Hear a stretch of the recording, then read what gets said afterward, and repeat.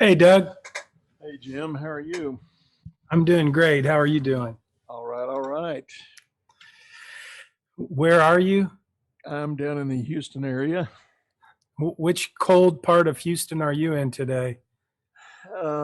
Pretty cold. We're out on the west side, and yeah, it's still in the teens right now. Yeah, I'm at my office. It's 22 degrees here in Houston, but at home in Friendswood, it's uh, it's even colder. And the electric went out. Did you keep electric? Well, no, we've been bouncing up and down the last 12 hours, but we've got a gas generator, a natural gas generator. So Nice. we that was a throwback to Hurricane Ike. Cool. Well, Hurricane Ike got me introduced to a Winnebago with a gasoline generator. So that's sitting in the driveway, and that's how we made coffee this morning. So Yep. good for you. Well, Well, I we had power popping on off and on all night last night, and and it went out once this morning, but with a 10-second lag, the generator kicks in, and we're right back online again. So what a deal. it's That's a wonderful, pretty, yeah, cool. and We I don't have to flip a switch or touch anything. That's amazing. We had no electricity from about 2 a.m. and then we got it back for about 30 minutes once. Other than that, we've been out since 2 a.m. It reminds me of Enron, but Enron was messing with California, not Yeah, so much Houston. right, right. Well, yeah, I appreciate you taking the time to have a chat with me. I wanted to just learn a little bit about what you do and how we do share a tremendous number of connections on LinkedIn. And I've been somewhat lazy, I think, about providing value and connecting people on LinkedIn, but I'm committed to do that this year. And one of the ways that I do that is just chat with people, get to know them, get to know about your business, get to know about you, and if we have an interview that is cool, then I share it. And sometimes I get to share it strategically with just the right person, but I never know. Understand? No, it's great. I appreciate the opportunity and look forward to the discussion. So tell me a little bit about what you do, why you do it, and how you got into it. Yeah, so in a nutshell, I do executive coaching and business advisory work, and it has been a very evolutionary process for me. The quick story is I started out many years ago as a commissioned officer in the military. When I got out of that, I actually found myself uh, becoming a banker and was in the banking world and financial services world for really pretty intently about 25 years. 20-year run with the bank that ultimately became Chase Bank of Texas, and took an early retirement from there, but started a consulting business and was working still in the financial services sector. But I had clients all over the country, and including the FDIC. And I found that while I was doing the consulting, I was really ultimately doing more coaching than I was consulting.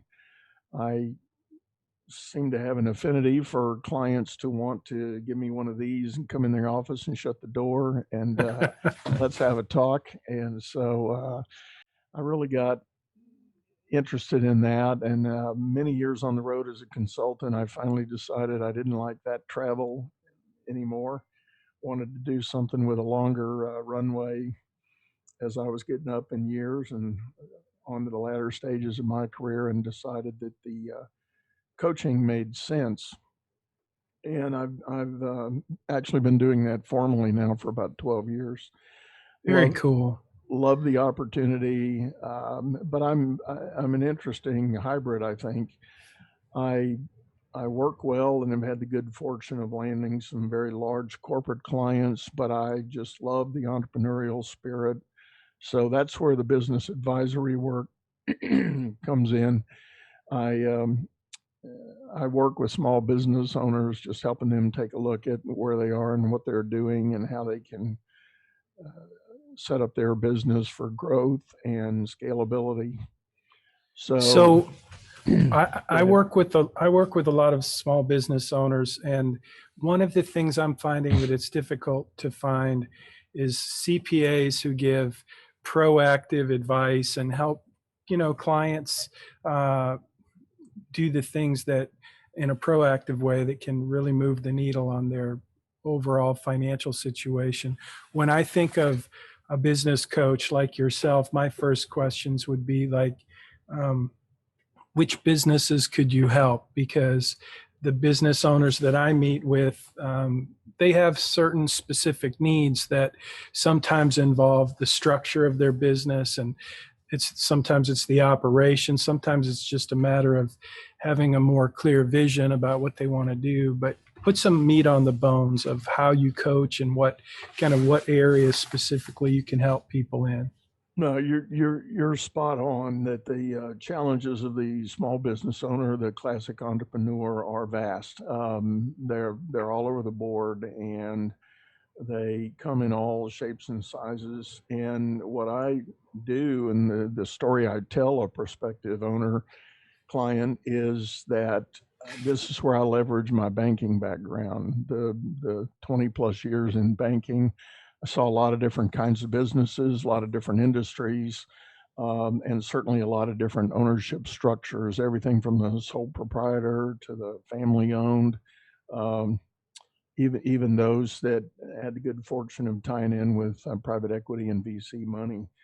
All of those had their own nuances and challenges and experiences. And I feel that I bring a pretty unique blend of background for those scenarios. And um, perhaps in a contrarian way, I think I can help an owner get through some of the fundamentals so that we can get to the point where we decide if we need to bring in the CPA or the small business attorney or the financial advisor to get more granular in the specifics about the plan. But it's bridging that gap of getting that owner into that position where they have their own answers for how they want to work the business, have it scale, have it grow, and a lot of times it might be about refining the vision. They've gotten so covered up in the weeds that they've actually lost sight of the original vision, what they were trying to accomplish. And for those that have grown to a certain point, there's a phenomenon I learned in my banking days. It's something I call the paradox of success. The very thing you hope for when you open the business is that what you're going to be profitable, you're going to grow the thing, and you're going to maybe build it up to have some significant liquidity event. But that growth process doesn't come in a straight line trajectory. It's giant stair step changes in the scope and complexity of the business, and entrepreneurs don't always navigate those giant stair steps effectively. They need some help getting over the hump, so to speak. Yeah, I totally agree. And my I'm I'm I'm a financial planner, certified financial planner, and I worked on Wall Street, do a lot of investing, and that's really how I get paid, is helping people connect the dots between their money and their purpose through a financial plan. And that, like I said, involves investment management a lot. But there's so much that I don't do and I wouldn't want to try to do in terms of helping a business owner. Um, I, I'm sitting right now at the Innovation Center at the Bauer College of Business. I teach at the University of Houston. So I get to be part of a lot of the things the Wolf Center does, Wolf Center for Entrepreneurship. And we do a lot of training for entrepreneurs. Um, and this place that I'm sitting now is for startups. Tell me where you find kind of your, uh, I guess, where you end up interacting with the most business owners. Is it folks starting up or in that middle challenging part, or at that place where they're getting ready to try to figure out how to make their business look attractive to a buyer? Is there a beginning, middle, or end stage that you prefer or find yourself working in mostly? Definitely, and that's a great question, Jim. Yes, so to put a framework on it, typically what I target is companies that have at least achieved 2 million in their annual revenue, and they have at least 6 people on the team, and that they've been at that business for at least about 2 years or greater. And beyond that kind of entry point for me, I am very comfortable taking companies all the way up. I mean, they could be producing $100 million, and I would have no problem working with the leadership team there. The startup space is very near and dear to my heart in many ways, but I've opted to let some other colleagues I've got deal with the startup guys, and not that I don't have an appreciation.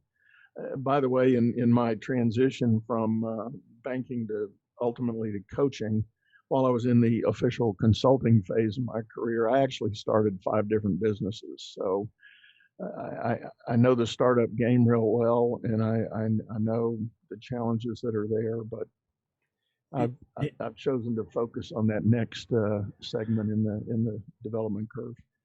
From a practical perspective, I think that's a very important distinction for anyone in business. And I hate to prevent myself from serving anyone who I can help. But the reality is, when you're a small business owner, you have to figure out who it is you serve. And in the startup world, whether it's in just a regular technology startup, which is what we focus on here at U of H at the Innovation Center, or a financial advisor or wealth advisor in my business, it's very, very difficult to spend your time at that very beginning. I tell my students who like the idea of working in financial services, the best thing you can do and the best thing I can do is let you go get a job with somebody who's going to spend the time and resources to train you.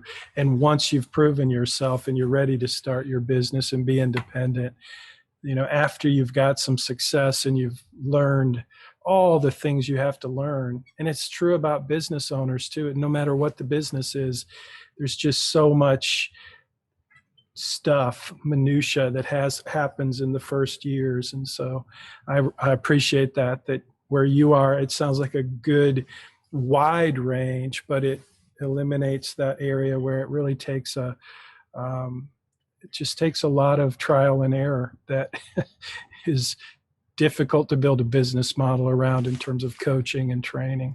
Yeah. And I do feel fortunate if I get an inquiry from a true startup, I don't have to just outright turn them away. I'll make mention I'm part of the organization in Houston called the Silver Fox Advisors, and we are an association of business leaders that have each in our own right had our experience in the business world, but now we're kind of at that stage of life where we're trying to give back to the community and support the greater good in the Houston area at large.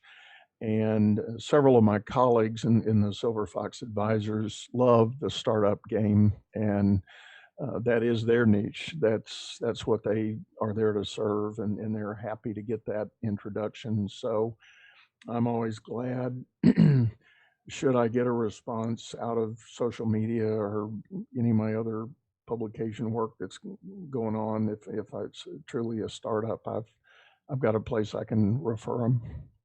Cool. I would like to, this is our first time to meet or chat, and we met on LinkedIn, and I don't honestly remember if you reached out to me or I reached out to you, but typically the way these interviews originate is through a connection where it looks like we may have some things in common. We're both in Houston. You're a coach, you're a business coach. I love coaching. I do a lot of coaching in my business, but again, the scope of what I do is much more limited than what you do for business owners. So what I'd like to do with this interview is it's being recorded. I think it'll make a pretty good quality video and audio. And most of your clients and my clients today meet with us just like we're meeting today. So, Right. my hope is that I can introduce you to my world of connections, and you can do the same with the video that I create, and I'll post it on YouTube. And I would love to be part of your network so that when I have folks in my world and my network that need more specific coaching and help that I can't provide, it sounds like you've got a great network, especially for startup folks, that would be very valuable for some of the people I may not have even met yet. Yeah, definitely. And likewise, I mean, you've outlined a real good strategy, I think, in today's modern business world. It is that connecting, just as you described. We all need to continue to expand our networks. As I've said in the past, you just can't have too many quality contacts in your network. There's no Yep. such thing. And LinkedIn has certainly been a good tool for those of us that are dedicated to that to help expand and grow. And I'm with you. I appreciate the opportunity to kind of get online here and talk through these things. Cool. I'd like to show you, if I'm going to share my screen for a second and show you, if I can just get there real quick, my website, what I'm working on. And it's a snow day today, but what I'd like to do is build on, you see on my page, I've got resources and courses and a sign up. And I post resources here, but what I want to do is create another kind of gallery, and I want it to be consultants. And I think you would fit into that as a resource. It's kind of a resource, but it's a person with a face and a business and a website and all the things that you have. So would it be okay with you if I put together a page? I haven't built it yet, but I've got about a dozen folks who I like and I'm getting to know, and I think they would make a great consultant resource for my network in Houston. And I'd like to invite you to consider that. I think that'd be great. I'd love to be a part of that. Yeah. Cool. I'll be working on it. I'll put your name on the list. And I'm teaching. We just started a new semester at the University of Houston. So I've been a little busy the last couple of weeks, but I promise to get this done. It's the next phase of development for Bayrock Financial, is to really start to network with Houstonians, not all Houstonians, but to start with Houston. And so you fit into that special place. And so I look forward to keeping connected with you and looking for ways that we can work together. I think that'd be great, Jim. Thank you. You bet. Anything you want to share before we wrap this up, and I'll go make us a little video? Well, just a quick quick closing thought. One of the elements that usually the starting point when I'm talking to a prospective new client is the reality that anything they've got in their business world is going to fall in one of three buckets. They've either got people, process, or profits. And that's the way I like to break down the expectations of how and where I can help people. And that is that we can dive into any one of those as a vertical, or we can explore them horizontally, cutting through the interaction of those three areas. And it gives us some very specific and tangible objectives on what we're going to try to do. The thing I fight is that coaching as a business has its own challenges for helping people understand the benefits and the opportunities. And for some who've had an experience, coaching was too fuzzy and too vague. There was not enough tangible result that came out of it. So that is definitely one of the things I try to strike with my clients is a definition up front of some tangible expectations on what we can accomplish. And I'll tell prospects right up front whether I think it's achievable or not, whether I'm the right guy or I need to refer somebody. And the more we can do to define that tangible outcome, the better off the relationship's going to be. And then, it may certainly grow into other things from there. But that's really very important to me. And I talk about these things kind of at length. I do have a blog site. My webpage is easy to get to. It's simply dougthorpe.com.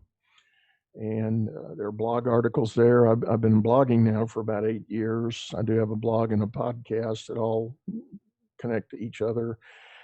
And the tagline on that platform is leadership powered by common sense. I do tend to be a very straightforward, common sense guy. Maybe that's a reflection on my old military background. Military is where you learn the KISS principle: keep it simple, stupid. And that's me in a nutshell. So I try to keep it direct and pretty straightforward. Not a lot of academic complexity about it. And it's always a pleasure to serve. Well, that's beautiful, Doug. And I will share that website and I'll start reading your blog and listening. I've been wanting to restart my podcast. I have had a couple of them, and it's a lot of work to do a podcast. True. And so I'm on the verge, but right now this is what I'm doing, and I appreciate getting to do this with you today. And what you said about people, process, and profits reminds me of when I got started as a certified financial planner.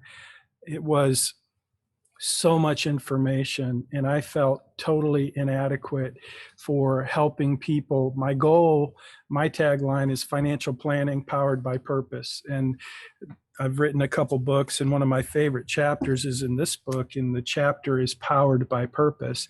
But my first book, I want to send you, if you'll send me your address, I'll send you a copy of this, because this is called What Matters Most: Connecting or Build a Purpose-Centered Alliance with Your Clients to Fulfill Their Dreams and yours too. But in that book, I was becoming a professional coach, and the lines were merging between being a financial professional, a financial planner, and a coach. And so during that season of my life, I needed a track to run on so that my process was effective, so that when I met with someone, I could be very, very clear about what the deliverables were, because there's just no room for fuzziness in my business, as you know from your banking years. And so I created this blueprint. It's called A Blueprint for Financial Success, and it's probably not going to show up in the camera, but it's an actual blueprint. And this book, What Matters Most, was written for other people like myself who were professionals, who were learning how to become financial planners in the context of helping people connect their money with their purpose. And so I wrote the book and designed this blueprint because I spent so much time and energy trying to crystallize that process. And so, I needed the track to run on, and I figured other people did too. I don't sell the book, I give it away. So like I said, if you give me your address, I'd love to send you a copy, and it could happy to do that. That'd be great. It will at least help you understand how I work with business owners in the context of doing what I do. And I deal with the profits part. So yeah. Good. Anyway. Good. So, well, I appreciate it. Anything else you want to say? Doug Thorpe at dougthorpe.com, and Doug Thorpe is DOUG. Right. And Thorpe is THORPE.com. Correct. That's it. I'll make sure we plaster that all over the video. Thank you. Look forward to it. I'll send you a link to the video, and we'll stay connected. I'll send it to you. Maybe I'll post it on LinkedIn and ask you to share it with your folks, and I'll share it with my folks, and maybe some of our folks will share it with their folks, and who knows? There we go. Sounds good, Jim. Well, it's a pleasure. Thank you so much. You bet. Thank you. You have a great day and stay warm with that Likewise. generator. Likewise. All All right. right. Take care. Take care. Bye.